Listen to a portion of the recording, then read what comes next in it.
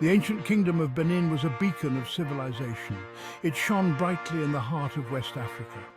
For centuries, the Edo people thrived. They built a mighty empire on the banks of the Niger River. Benin City, the capital, pulsed with life. It was a place of art, music, and vibrant culture. The craftsmanship of Benin was renowned far and wide. Their bronze sculptures particularly were masterpieces. They reflected the skill and artistry of the Benin people. The kingdom was a major center of trade. It connected the interior of Africa with the wider world. Merchants traveled from distant lands. They sought the coveted goods of Benin. Ivory, pepper, and palm oil flowed out of the kingdom. In return, Benin received valuable goods from across the sea. The kingdom grew wealthy. Its influence spread. Yet peace and prosperity were not guaranteed. The rise of Benin drew envious eyes. The success of Benin did not go unnoticed. Neighboring kingdoms grew envious of its wealth and power. They cast covetous eyes on the city's riches. To the north, powerful empires were expanding. They threatened to engulf Benin in their conquests. My kingdom is in peril. We must protect our people. The Oba, the divine ruler of Benin, knew that his kingdom was in peril. He understood the need to protect his people. The Oba called upon his advisors. They debated how best to defend their homeland. Some argued for strengthening the army. They advocated for a show of force. Others suggested forging alliances. Diplomacy, they argued, could offer protection. Yet the Oba felt a deep unease. He knew that conventional defenses might not be enough. He sought a more permanent solution, a solution that would make Benin impenetrable. The Oba was a wise and spiritual man, revered by his people for his deep connection to the divine and the ancestors. He often sought guidance from the divine, believing that the answers to his people's problems lay in the spiritual realm. He would retreat to his inner chambers, a sacred space filled with ancient relics and symbols of his heritage. There he would meditate and commune with the ancestors, seeking their wisdom and blessings for his reign. They provided him with wisdom, guiding him through the challenges of leadership and offering insights into the future. He would pray to the deities for protection, asking them to shield his people from harm and misfortune. The Oba believed in the power of dreams, seeing them as a bridge between the physical world and the spiritual realm. He saw them as messages from the spirit world, sent to guide and protect him. I seek the wisdom of the ancestors. I pray for protection and guidance in these troubled times. One night, the Oba had a powerful dream, more vivid and intense than any he had experienced before. A vision appeared before him, bathed in an ethereal light that seemed to come from another world. He saw a deep and wide moat stretching as far as the eye could see. It encircled the entire city, forming a protective barrier that no enemy could cross. The moat was filled with water, its surface calm and reflective. It shimmered under the moonlight, creating a mesmerizing and almost magical scene. A powerful spirit emerged from the water, its presence both awe-inspiring and terrifying. It spoke to the Oba, its voice echoing with authority and wisdom.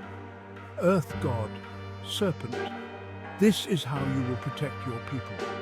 This moat will be your shield. This moat will be a barrier against your enemies, a fortress that will keep them at bay. But you must seek my help to create it, for only with divine assistance can such a feat be accomplished. The Oba awoke with a start, his heart pounding with the intensity of the vision. He knew that this was no ordinary dream, but a divine message that required immediate action. It was a divine message, a sacred directive that would shape the future of his people. The Oba wasted no time. He knew the urgency of the situation demanded swift and decisive action. He immediately summoned his priests and priestesses, the trusted spiritual advisors of the kingdom. He told them of his vision, a vision that was both vivid and alarming.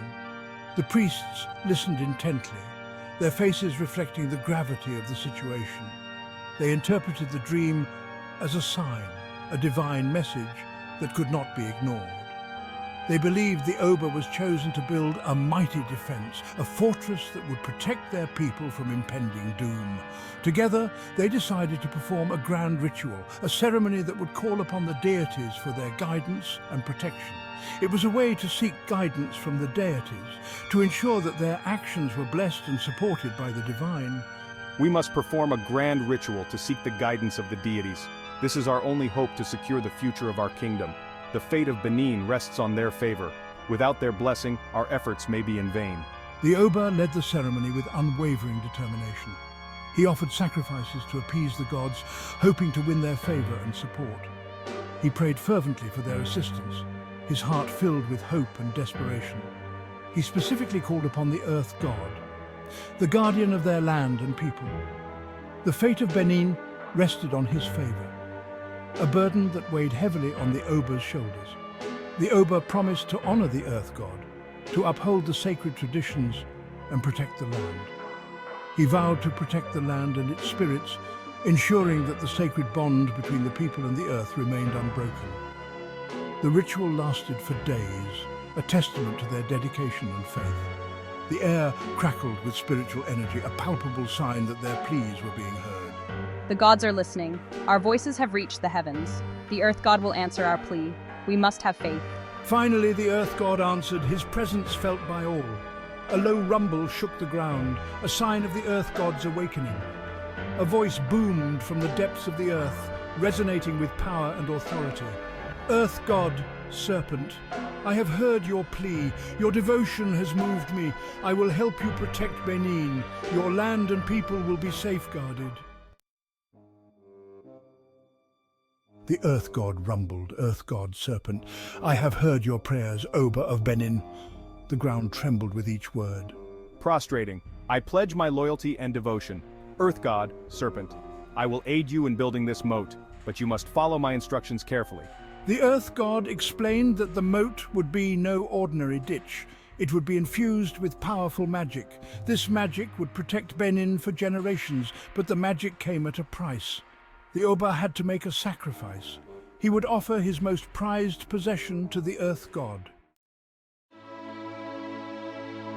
The Oba did not hesitate. He stood tall and resolute, knowing the weight of his decision. He knew that the safety of his people was paramount. The well-being of his kingdom rested on his shoulders. He presented the earth god with his most valuable treasure, a gesture of immense significance and respect. It was a magnificent ivory mask, crafted with unparalleled skill and artistry. The mask was said to embody the spirit of Benin, a symbol of the kingdom's rich heritage and history. It was a symbol of the Oba's power, a testament to his authority and leadership. It was also a representation of his connection to the ancestors, a bridge between the past and the present. Earth god, serpent, accepting the mask. The earth god, depicted as a mighty serpent, accepted the mask with reverence. The earth god accepted the Oba's sacrifice, acknowledging the depth of his devotion. Pleased with the Oba's devotion, the earth god gave his blessing, a divine favor that would protect the kingdom. He reached out with unseen hands, a force beyond the mortal realm. The earth shifted and groaned, responding to the god's immense power. With a mighty roar, the ground split open, a dramatic display of the earth god's might. A deep and wide chasm formed around the city, creating a natural barrier. It was exactly as the Oba had seen in his dream, a prophetic vision coming to life. The moat, now known as IIA, began to fill with water, a protective moat encircling the city. But it was no ordinary water. It held a mystical quality unlike anything seen before. It shimmered with a strange, ethereal light, casting an otherworldly glow.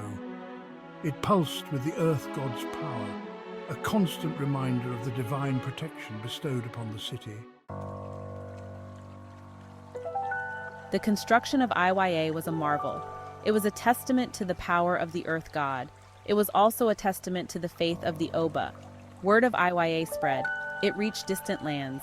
Travelers brought tales of the moat's mystical properties. Some whispered that the moat was guarded by spirits.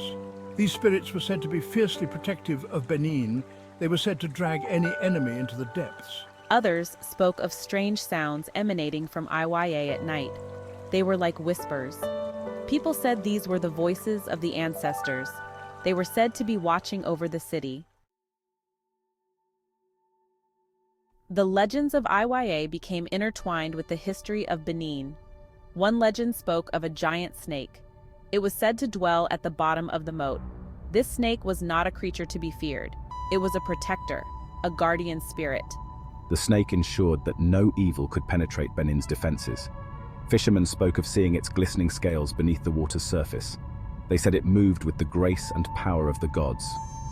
Another tale spoke of warriors who had died defending Benin. Their spirits were said to have merged with the moat. These warrior spirits now stood guard alongside the serpent. They ensured the safety of Benin City. They were forever bound to protect their homeland.